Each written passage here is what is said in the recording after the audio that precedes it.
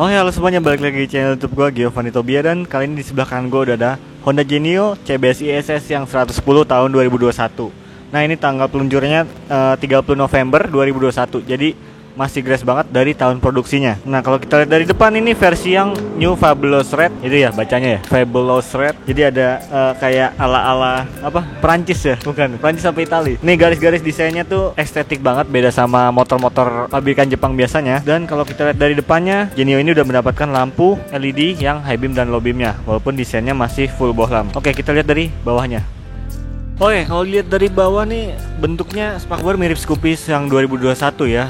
Kemarin habis nge-review Scoopy tuh rasanya retro desainnya tuh mirip-mirip, cuman si Genio ini lebih ke sporty. Kalau Scoopy itu kan ergonomis, bentukannya tuh lekuk-lekuk, bulat-bulat. Kalau ini agak tegas-tegas, walaupun tetap sama-sama retro desain. Dari ban depan kita lihat ini 80/90, ring 14 ya. Ring 14 kan sih automatic, biasanya ring 14 gitu. Dan bannya pakai Federal atau IRC gini. Standarnya dari pabrikan Honda, kalau nggak IRC ya Federal. Dan di pengereman depan dia udah pakai kaliper Tokiko. Kalau nggak salah, kalau kalian masih inget, dulu gue pernah review Genio juga, cuman yang review pemakaian. Dan Tokiko ini remnya itu karakternya beda sama yang Nissin, lebih empuk, lebih lembut, dan kalau buat ngerem dadakan itu lebih apa ya, lebih soft aja gitu, enak. Tapi emang nggak semua motor pakai Tokiko, rata-rata emang standarnya pakai Nissin, karena si Nissin itu lebih kuat, lebih tahan panas, dan juga ngeremnya tuh lebih presisi mungkin. Cuman si Tokiko juga nggak kalah bagusnya. Untuk sisi cakram sendiri piringan standar 3 mm lebarnya, tebelnya, bulutannya juga belum waving, masih yang bulat biasa. Velg juga mirip-mirip sama Scoopy, cuman ban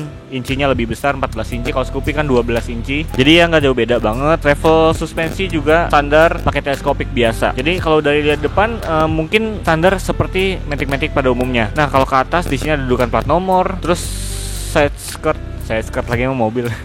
Ini dari motor depannya, sisi fairingnya itu tipis ya, jadi dari atas ke sini tuh bener-bener lurus doang, tipis, kayak motor-motor Eropa, mungkin Piaggio mana gitu kan, gua lupa mereknya. Nah, itu sisi desainnya bener-bener tipis, lurus, jadi senada lah kalau dilihat dari strippingnya yang Fabulous Red ini. Di sini ada tulisan Genio warna gold. Dari samping ini eye-catching banget dan beda banget ya karakternya sama Honda Scoopy. Kalau Scoopy kan cocok banget buat anak muda, yang perempuan juga cocok. Kalau si Genio ini orang yang lebih dewasa. Anak muda ya cocok sih, cuman kurang menurut gua. Kalau anak yang lebih dewasa gitu, lebih tegas-tegas, garis-garis desainnya lebih oke, lebih kelihatan sporty gitu, lancip-lancip. Jadi orang dewasa cocok banget sih naik ini. Kalau lihat dari lampunya sendiri ini kan udah LED atas bawah. Nah, cahayanya memang nggak seterang si Scoopy ya. Kalau Scoopy itu bener-bener mancarnya tuh nyebar. Kalau yang ini lebih fokus, lebih kotak. Kalau di malam hari, gue lu pernah nyobain juga, punya temen gue itu lebih fokus aja, lebih kotak. Mirip-mirip sama cahayanya si Supra GTR 150. Kalau kalian pernah pakai Supra GTR. Dan lampu senjanya sih nggak ada ya. DRL-nya bener-bener, kalau nyala kan gitu dong. Nah, tuh. Jadi nggak ada DRL-nya, langsung lampu utama doang. Kita lihat sekarang di bagian speedometer. Nah, kalau lihat dari kirinya, ini bagian stang kiri mirip juga sama Honda lainnya, mirip sama Honda Beat, Scoopy, Vario, dan mungkin Honda lainnya, Matic lainnya. Jadi ada high beam, low beam, klakson, dan juga sen. Lagi-lagi di sini pasti ada tiga buah apa ya namanya, bracket gitu untuk entah masang hazard atau add-on ya, gue kurang tahu. Dan ini smart lock-nya lumayan besar ya, jadi minimal bisa lebih gampang dijangkau daripada Honda yang sebelumnya nih. Nah, minimal bisa terjangkau walaupun masih agak jauh. Kalau untuk ukuran tangan Indonesia, orang Indonesia yang tangannya rata-rata pendek ya, ini masih agak susah menjangkaunya. Jadi mungkin kalau dipencet mungkin lebih enak ya, kayak ya dipencet. Terus kalau kita nyalakan di bagian speedometernya, ini kalau sebelum nyalakan ya, ini instrumennya benar-benar klasik banget, bulat, tapi dia pakai instrumen digital. Jadi retro design yang futuristis. Terus di bagian atas ini ada indikator-indikator kayak misalnya high beam, sen, dan juga check engine. Terus ada eco indikator dan idling stop system, karena ini yang versi CBS ISS, jadi versi tertingginya dari Genio. Dia nyala di sini. Genio-nya juga nyala nih kalau kalian perhatiin. Kalau tadi pas mati kan nggak ada tulisan Genio-nya. Di sini ada speedometer, terus bensin, ini ada odometernya. Udah nggak ada yang bisa dipencet lagi ya. Ini nggak bisa touchscreen ya. Nggak bisa. Nah, kalau dimatiin, nah ini tulisan Genio-nya mati lagi. detail yang lumayan keren menurut gua. Jadi lebih terasa premium ya, walaupun tidak sekelas Scoopy speedometernya, tapi udah full digital dan warnanya masih monokrom, jadi belum negatif display. Ya udah cukup banget untuk sebuah motor yang mungkin target pasarnya bukan yang mementingkan fitur yang futuristis banget, tapi minimal di sini udah ada eco indicator dan idling stop system.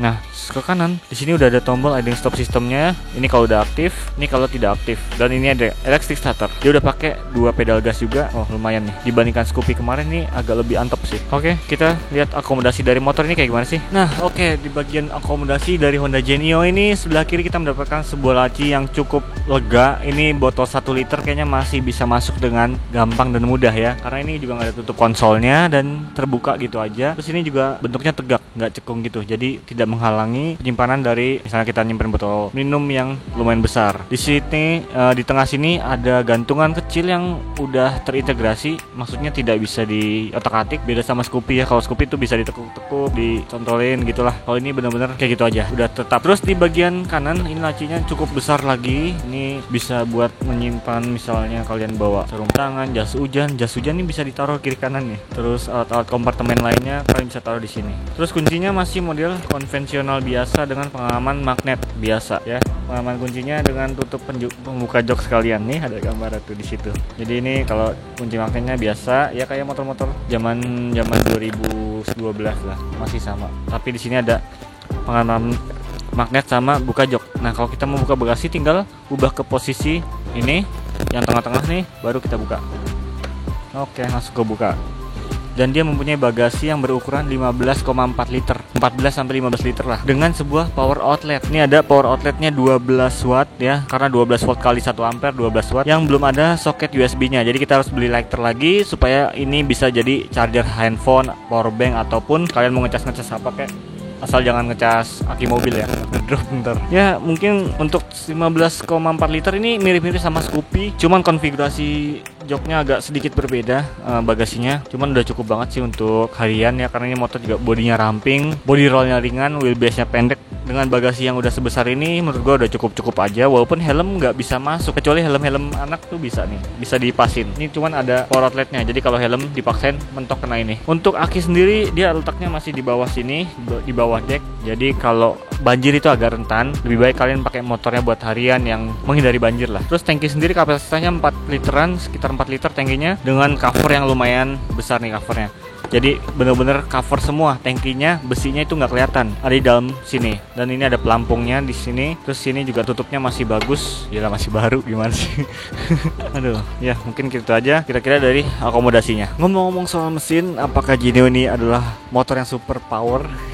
Oke, dari mesinnya sendiri nih kalau kita lihat ya, ini crankcase-nya minimalis sekali, mirip-mirip sama Scoopy, Honda Beat, yang notabene mesin 110 ESP dari Honda. Sebelum ke mesin kita ngomongin soal frame. Frame-nya ini sama dengan Honda Beat 2021 dengan frame ESAF, Enhanced Smart Architecture Frame. Jadi dia udah pakai sasis yang baru. Itu keluar mulai sejak tahun 2019 apa 2020 gitu, gue lupa ya. Jadi sasis ini tuh lebih enak, lebih rigid. Body roll-nya juga lebih enak dibandingkan sasis-sasis Honda yang tahun-tahun lama. Kayak misalnya Honda Beat yang lama sama Honda Beat yang baru, itu udah feel-nya beda banget karena udah pakai ESAF. Dan kerangka ini lebih ringan tapi membuat suspensi itu jadi lebih nyaman. Entah kenapa ya, jadi hubungannya sama suspensi tuh berasa banget. Gue pernah nge-test drive juga motor Genio ini dan rasanya emang bener-bener enak, dan buat tikung-tikung tuh enak banget, asal jangan nikung temen aja. Terus di bagian mesin ini punya kapasitas 110 cc dengan tenaga 9 PS. 9 PS itu kalau dibulatkan ke horsepower sekitar 7,9 sampai 8 daya kuda.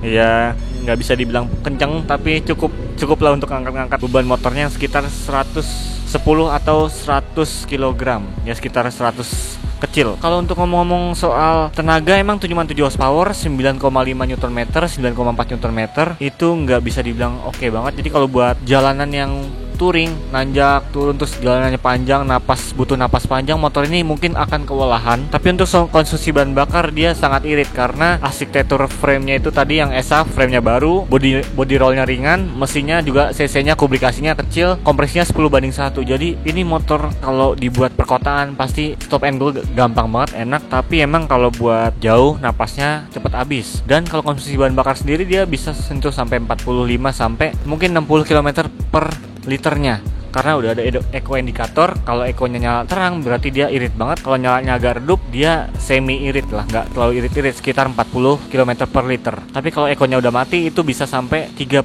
sampai 39 km per liter. Itu dari hitungan gua aja sih. Kalau kalian buktiin dari full to full, mungkin kalau misalnya pengen ngetes metode full to full biar lebih presisi, bisa kalian tes sendiri. Tapi kalau lihat di speedometer dia nggak ada indikator real time atau average bensinnya, jadi kita harus ngitung secara manual. Ya, untuk fitur-fitur sendiri ada idling stop system yang modenya cuman satu kalau nggak salah per 3 detik. Entah itu di lampu merah berhenti 3 detik dia akan mati, atau pas macet-macetan berhenti sebentar 3 detik motor juga akan mati. Dan kalau kalian dari kenceng terus tiba-tiba pelan, tunggu 3 detik dulu. Jadi beda sama kompetitor yang punya 3 mode. Nah, di Genio ini hanya ada satu mode per 3 detik itu. Untuk desain knalpotnya sendiri ini lumayan ke dalam ya. Beda banget sama Matic. Biasanya kalau Matic tuh biasanya knalpot lebih keluar dibandingkan body. Kalau ini bodinya lebih keluar dibandingkan knalpot nih. Jadi kalau amit-amit jatuh gitu, yang ngecover motornya adalah bodinya langsung. Jadi knalpotnya nggak terlalu ngejaga sih bodinya. Mungkin desainnya dibikin kayak gini biar lebih slimless ya. Jadi biar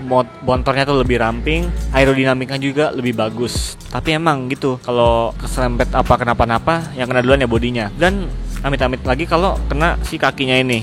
Jadi mungkin kalian langsung aja pasangin body protector. Nah, ngomong-ngomong soal body protector, kalian bisa langsung beli part aksesorisnya di Daya Motor Jati Makmur. Kalian bisa cari nih body protector yang cocok untuk si Honda Genio ini. Ada merek-merek yang gue tahu ya, tapi nggak gue sebutin karena belum di endorse. Tapi kalau ngomong-ngomong soal pengereman belakang, ini masih pakai tromol biasa. Ini ban belakang juga 90/90 ring 14 dengan ban IRC apa Federal, mirip-mirip lah, Federal sorry. Untuk bannya sendiri nggak terlalu mendonat kayak si Scoopy, tapi ini ban lebih mirip ke Honda Beat. Walaupun velgnya beda, velgnya mirip-mirip Scoopy, tapi bannya mirip Honda Beat. Ya kalau ukuran 90/90 ring 14, feelnya sama banget lah sama Matic pada umumnya, kayak Honda Beat, Vario, Vessi atau apapun itu. Karena bannya nggak ada yang banyak beda. Terus ya dari depan ke belakang kita lihat desainnya tuh bener-bener garis-garis tegas sampai ke lampu belakangnya. Nah sekarang kita lihat nih lampu belakangnya kayak gimana. Nah tapi ngomong-ngomong soal lampu-lampu, kalau kita lihat yang belakang, ini masih menggunakan bohlam biasa dengan sen juga full bohlam. Nah, terus di sini di bawah ada hidung kecil untuk penerangan plat nomor. Ini sama yang dipakai di Honda Beat 2021. Jadi makanya dulu banyak yang bilang Honda Beat sama Genio tuh spakbornya sama gitu. Padahal kalau diperhatiin detailnya, ini yang sekarang ya mirip sih, cuman beda sedikit lah. Kayaknya Beat tuh lebih lancip. Tapi agak aneh sih kalau misalnya ini kan, kalau Genio dari lampu belakangnya kan modelnya lancip ke belakang gini ya, model retro. Terus dikasih hidung kecil yang mancung banget nih, besar untuk penerangan plat nomor. Tapi kalau Honda Beat itu kan modelnya sporty gitu, dikasih hidung kecil gini kayak gimana gitu, kayak layer yang berbeda sendiri. Kalau si Genio mungkin masih masuk ya, jadi kayak bertumpuk 2 tingkat. Tapi untuk penerangan semua masih pakai bohlam, cuman lampu headlampnya doang yang udah LED, dan LED-nya LED bukan proyektor, udah LED zaman sekarang lah. Tapi untuk penerangan lampu-lampu belakang masih cukup terang. Ini lampu remnya juga garis-garisnya tidak terlalu banyak, jadi buratannya ini masih bisa kita langsung lihat nih. Oh ini bohlam, jadi kelihatan langsung nih bohlamnya terekspos. Jadi kalau kalian pengen ganti LED yang strobo atau yang misalnya LED 4 titik itu, ini lebih cakep sih menurut gua. Dan bagian belakang mungkin slimless ya, nggak ada yang bisa dibilang banyak gimana, tapi ini udah lumayan manis, sesuai dengan konsepnya. Ya retro desain, tapi yang versi apa ya, tegas-tegasnya lah, versi sporty. Selalu sporty juga enggak, tapi dia tegas karena garis-garisnya lurus. Dari depan tuh tegas-tegas. Ngomongin soal suspensi, tadi udah gue bahas suspensinya, karena ada frame yang SAF ini, suspensinya jadi lebih empuk dan lebih oke. Ngerollnya juga, body rollnya juga lumayan enak. Ini mesin ESP 110cc, tenaganya kita udah ngomongin berapa. Rem tromol biasa dari samping, nggak ada yang spesial. Dan kira-kira mungkin dari sisi bagian belakang itu aja.